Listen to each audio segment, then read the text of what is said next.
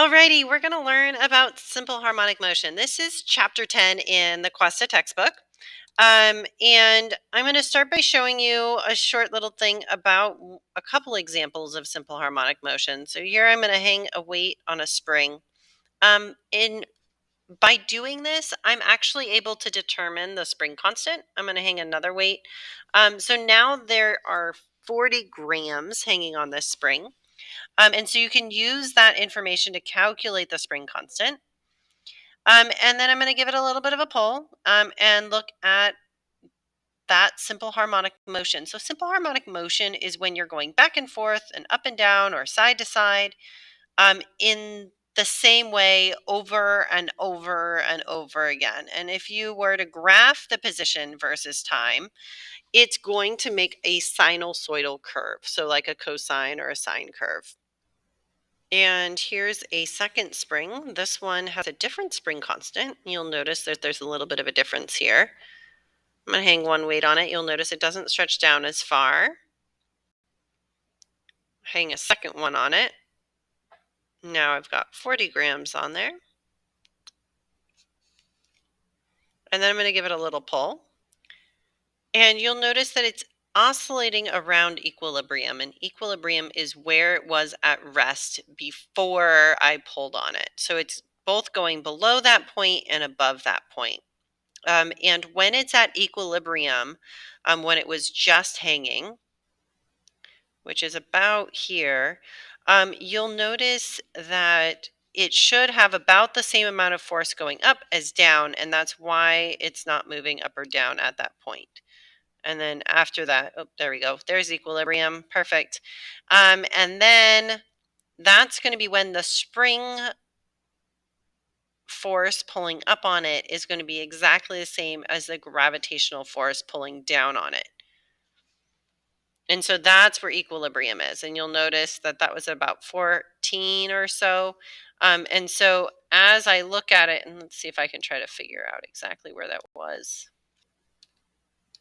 All right, so at some point it's below that. My camera's, I don't have quite enough control to look at exactly where it is right on this computer. But you can see it going down below that point and above that point. So right there, it's up to like quite a bit bigger. And so when it was just hanging, it's at about 14. So it's going to oscillate back and forth, and it will actually go the same amount above and below. So I know this one is going to be a little bit tricky to see, but this is one of those examples that you're going to see over and over again. I have two springs hooked up to this cart, one on either side. Normally you'll see only one hooked up on one side, but this is the materials that I have in my classroom. And I'm going to pull the cart to one side or the other, and I'm going to let it oscillate. And it's going to oscillate around equilibrium, which is where the forces are the same going either direction. And it makes sense that it's going to be going, its smallest velocity is going to be at the edges, at the very biggest amplitude. So the amplitude is always measured from equilibrium to your maximum or from equilibrium to your minimum. And so in this case, I could measure how far it moves from the middle to one side or from the middle to the other. Or sometimes it's easier to go from maximum to minimum and then just divide by 2 to get that amplitude. Obviously, mass makes a difference. So these little silver weights, those are the masses. And so you'll notice that how long it takes for it to go from one side to the other, which is called the period, that is going to change based on the mass. And so we'll go ahead and look at those. But before we get to that, I want to remind us a little bit about springs and forces and how those correlate with each other. The first thing is Hooke's law. Hooke's law is the relationship between force, the spring constant, and the distance that it's stretched. And specifically, that force is going to be the spring force. It's equal to your spring constant times the distance you stretch it. So the more you stretch the spring, the bigger the force is going to be. So that means if I ask you where your biggest force is, that'll also be at your maximum displacement, which is called your amplitude. And you can use a capital A to represent that. When the spring is stretched the most, that is when you're going to have your maximum force. Okay, now if I keep that in mind, I also know that force is equal to mass times acceleration, specifically the net force. Well, if the only force acting on it is a spring, then I will know what my acceleration is, because the bigger the force, the bigger the acceleration is going to be. And when the spring is stretched the most, that's going to be when I have my maximum acceleration. So I can put in a distance here into this Hooke's law of my maximum, which is the amplitude, and calculate my force, and then take this force, plug it in here, and calculate for my acceleration, assuming I have that mass. We also have relationships between displacement, kinetic energy, and velocity. So, maximum velocity, you can use conservation of energy to figure out where that is occurring. Um, so, the cart is going to be experiencing a force towards equilibrium. So, when you pull the cart back one way or the other, you're going to notice that the cart is going to get pulled back towards that middle. And at equilibrium, it's not getting pulled. So as your cart, let's say it starts on the right, it's moving to the left, and once it passes equilibrium, the springs are going to be pulling it back towards the middle again, which is going to slow it down. Another way of thinking about this is that energy is conserved. So when your spring potential energy is at its minimum, that is going to be when kinetic energy is at its maximum. And spring potential energy is going to be zero when your distance stretched is zero, because spring potential energy is 1/2 kx squared. So if I know that x is zero, then I know that spring potential energy is zero. And when spring potential energy is zero, that's going to be when my kinetic energy must be at its maximum. I also know that maximum velocity is going to occur at equilibrium then. Then if I want to compare displacement at a given time, there's a really funky equation. It looks like this. Um, this is on your equation sheet, so you do not need to memorize it. This x is how far it is stretched away from equilibrium. So remember, you're always measuring from equilibrium to where you are. That's equal to the amplitude, or the maximum that it gets stretched, times cosine of your angular velocity, or not angular velocity, your angular frequency times time. It was, this same symbol was angular velocity in a previous unit, and now it's not anymore. So don't let that trip you up.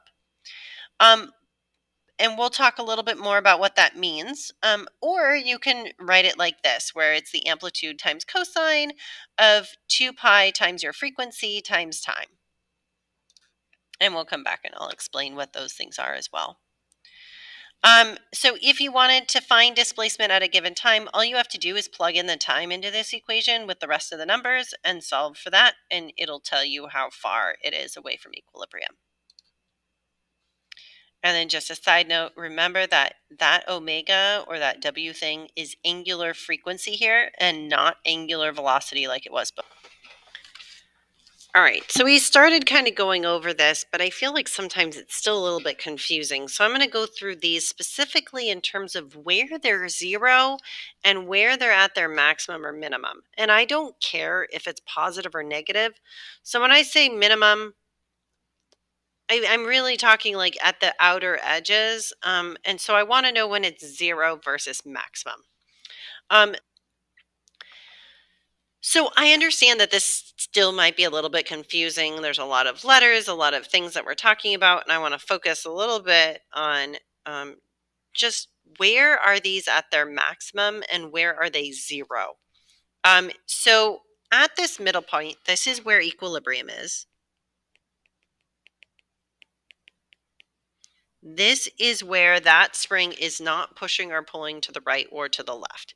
And this is one of those problems that I'm like, this is similar to the cart problem, except I don't have any springs that work like that. So I actually have to hook up 2 different springs to get my cart to go back and forth. And then this is where your force is going to be equal to zero. And the reason for that is that Hooke's law says that the force from the spring is equal to K times X. Well, at the middle, that's where X is 0. So if I put a 0 in here, then that means that my force is also going to be 0. So my delta X is 0, and my force then is also 0. And then it says, well, what's acceleration? Okay, well, acceleration I know is related to force because the sum of my forces is equal to whatever my forces are, in this case, my spring force, and that's equal to ma. Well, when this is 0, then that means my acceleration also must be 0. All right. What about spring potential energy then? Well, spring potential energy is equal to 1/2 times kx squared. All right, well, we just said that x is 0 at equilibrium. So if that's 0, now we're going to have a spring potential energy of 0 too, because it doesn't matter what 1/2 times k times 0 is, you're just going to get 0. So that's also 0. All right, so this is important because these four things then are all going to be 0 at the same time. But what about kinetic energy and velocity? Well, if I'm looking at this in terms of types of energy, over here in the middle, I'm going to have no spring potential energy because this is 0. So the only other type of energy I have then is kinetic. So in the middle, I'm going to have all kinetic energy. And then when I pull it back over here, like this bottom one, this is where it's not moving, because if it was still moving to the left, it would not be at its maximum. It would still be going left. If it was already moving to the right, then I would have already passed my maximum. And so when I'm at my maximum position, that's where my kinetic energy is 0, which means that means all the rest of my energy is spring there. So it's going to alternate between that. And so this kinetic energy then is going to be maximum when it is at equilibrium. And velocity then I can figure out because kinetic energy is 1/2 mv squared. So if I know what that kinetic energy is, I can solve for my velocity. Or if I know my velocity, I can solve for my kinetic energy. And both of these have to be maximum at the same time.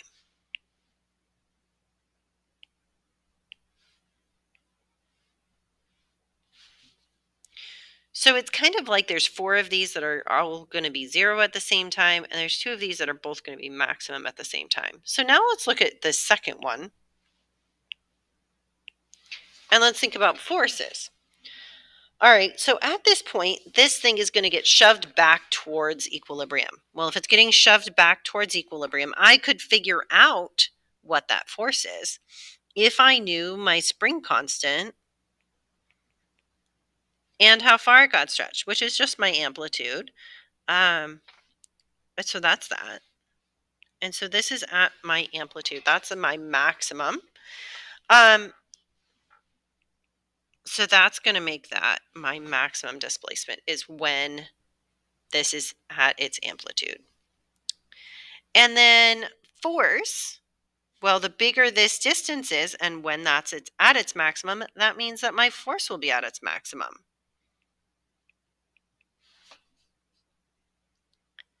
I also know that the sum of my forces is equal to just that spring force. There's nothing else pushing or pulling on it to the left or right, which is equal to ma. Oh man, that means that when I have a maximum position, I had a maximum force, which means that this is maximum. And so if I have a maximum force, then that also means I'm going to have a maximum acceleration. And if I know the numbers, I can solve for it. And then I can go ahead and look at my spring potential energy. Well, when I have my spring potential energy, that's 1/2 times k times x squared. Well, I just said that I had a maximum displacement because that's my amplitude. And so that means that this is also at its maximum. So again, these are like buddies. These are all at their maximums at the same time as well. And at that moment in time, you'll notice that there is no kinetic energy because it's all spring potential energy. So this is zero. And the only way that kinetic energy is going to be zero is when my velocity is zero. So that means my velocity is also zero there. So just like before, my kinetic energy and my velocity are buddies again because they will both be zero at the same time. So that means when you go to graph these, you can actually calculate all the maximums and you know when the zeros are. So here I have one more image again. Again, I wanted to talk to you about this. This is your zero right here in the middle. That's where there is no force pushing or pulling it. Either way, it is balanced forces. So your acceleration is going to be zero here. You're going to have maximum acceleration at the most stretch and the least, or however you want to think about it, at those maximums. So at that O, that's your equilibrium position. And this is where it will stay if you're not pushing or pulling on it.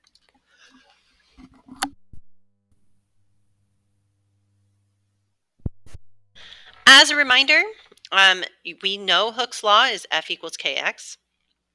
Just to remember that the area underneath a force versus displacement graph is going to give you that spring potential energy, and that's 1/2 kx squared. And if you're looking for that derivation, I did do that when we did energy. So just go back and revisit that video. Now, in the videos I talked about that we should be able to calculate the spring constant for a spring just by hanging stuff on it. So let's go ahead and do that here. So here my original spring was 13 centimeters, and then I hang a 20-gram thing on it. Now it goes to 18. And I want to calculate force and distance and figure out Hooke's law to find that spring constant.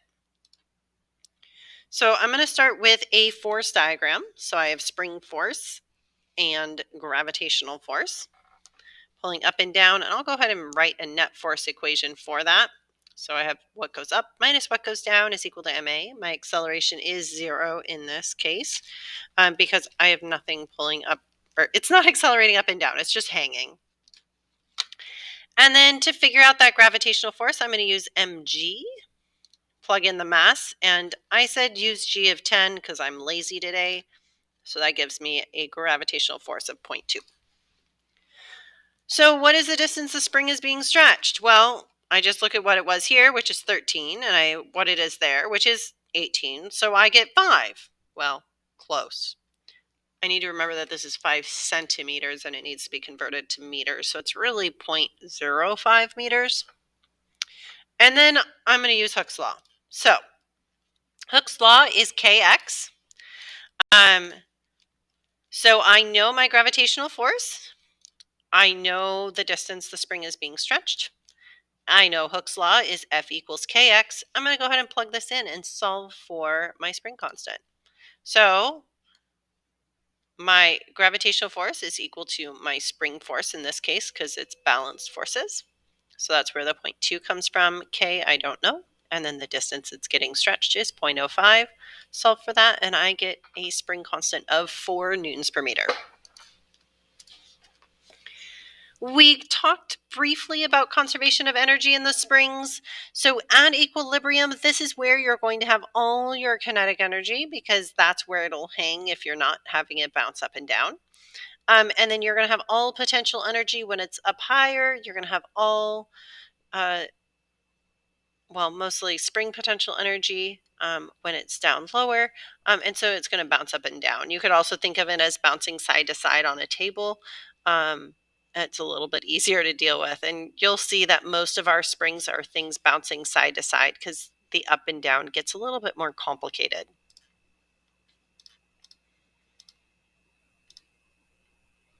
So here I have a bar chart representation. Here I have all kinetic energy. And then as it goes, I have more potential energy at different points. And at this last one, that's going to be where I have all spring potential energy. So this is just random points in the middle. So if I know my maximum kinetic energy at one point in time, I can calculate then my spring potential energy, because these have to be equal to one another. And oftentimes what will happen is you'll be able to figure out your maximum spring potential energy because you're given, or you can find that spring constant, or you can find, or you're given that maximum amplitude. And then once you have that, then you know what your maximum spring potential energy is. So then you can just plug that in for kinetic energy, because whatever this is, which in this case is 50, then I know that my kinetic energy maximum will also be 50, and then I can just plug in mass and solve for velocity. We talked about how you can calculate for acceleration. Just remember that the sum of your forces is equal to mass times acceleration. So your maximum force is going to be equal to your mass times your maximum acceleration. And you know what this force is because of Hooke's law. And Hooke's law is F equals kx. So these are the two new equations, besides that other nasty thing. These are how you find the period of a spring and the period of a pendulum. So the period of a spring is 2 pi times the square root of mass over k. Or the period of a pendulum is 2 pi times the square root of the length of the pendulum divided by g. G on Earth is always 9.8. Occasionally, it'll be like the pendulums on the moon. And then you have to figure out what that g is, and usually it'll be given. You can also be expected to find the period of a pendulum or of a spring based on a graph. So this is a simple harmonic motion graph. And you'll notice right here, it starts at 10 centimeters. It's going to go down and back up again and come back to 10 centimeters. The period is the time it takes for one full oscillation. So if I started at the maximum, I'm going to go to a maximum, and that's 2 seconds. So here, using this graph, the period is 2 seconds. I could also go from minimum to minimum, but this graph isn't big enough to show me that.